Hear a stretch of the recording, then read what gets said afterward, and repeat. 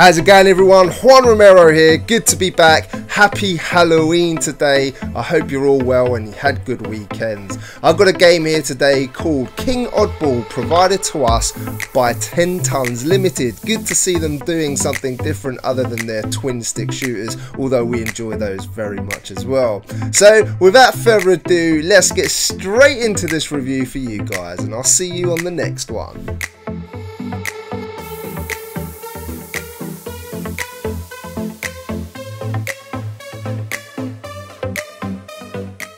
You are King Oddball on a path of destruction to take out every puny living human on the planet. With his long tongue, he wants to destroy the world, and on his way will look to destroy many tanks and helicopters trying to stop him. Is there anyone or anything that will be able to stop the king? There is, of course, a very limited story here, but it serves its purpose well and sets you on your way, and that's straight into the game. All of the audio in this cheap little game is pleasant enough, from the boulder hitting the tanks and exploding to the lick of King Oddball's tongue swiping another boulder to let go of. The music made by Jonathan Gear is a nice touch, as the melodies here are all very pleasant to listen to. In terms of the game's visuals, they're drawn in a cartoon style and are actually really quite charming. This is a budget title, but the graphics here look better than some of the more expensive titles I have seen on the eShop, so it was really a pleasant surprise. The backgrounds are all colourful enough and the drawings all depict everything quite well.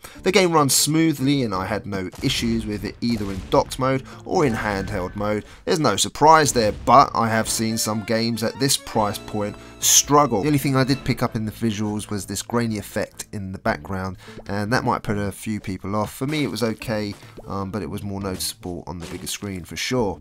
All the explosions look decent enough, and King Oddball looks, well, odd. This is one of the most simple games I have ever had to review, and in my mind it's sometimes these simple games that give you the most bang for your buck, or pound for pound the best value. Here we have a single button game where your skill is tested with timing. The rest is all about the physics. King Oddball uses his disgustingly long tongue to pick up boulders from the top left of the screen and then swings them like a pendulum with his tongue. This is one strong king which does not have any arms or legs and is literally round. It's then up to you to release the boulders at just the right time. Throughout the levels there will be obstacles which will make it more difficult for you to achieve your overall objective. Later on you will have enemies which will have shields, and this is where you'll need to use your savvy to figure out how to take out the most enemies with the minimal use of boulders. It's all about placement here. You have a grid-like map where you can choose which levels to do next, and you'll have to complete a full square on the grid to move on to the next square, which will open up more levels for you. Look out for the pumpkins to enter the Halloween grid, where you'll be able to enjoy the Halloween level pack which the developer has managed to put in time for Halloween, which is a nice touch, by the way.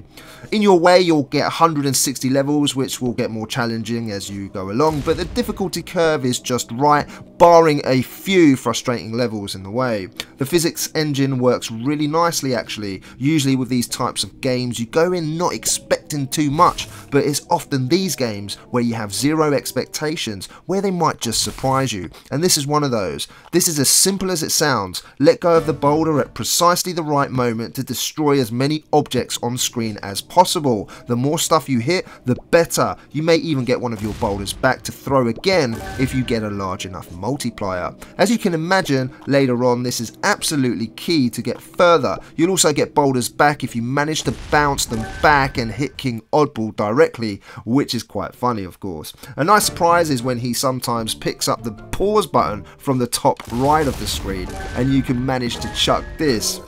A really funny moment. Tongue-in-cheek indeed, and there isn't much more to the game than that. As always, there are a few negatives with games like this that you need to take into consideration. While there is an element of skill involved in terms of timing, there is no getting away from the fact that you could throw the same boulder 10 times in the exact same place and have 10 differing outcomes. The developer has taken out the scoring system and replaced it with a word at the end of the level using a superlative, which is okay, but I would prefer a score-based system. But that's just me. The game can be frustrating at times, especially on certain levels. You need to replay over and over again just to get past some, which can be a little bit annoying, but it is frustratingly addictive.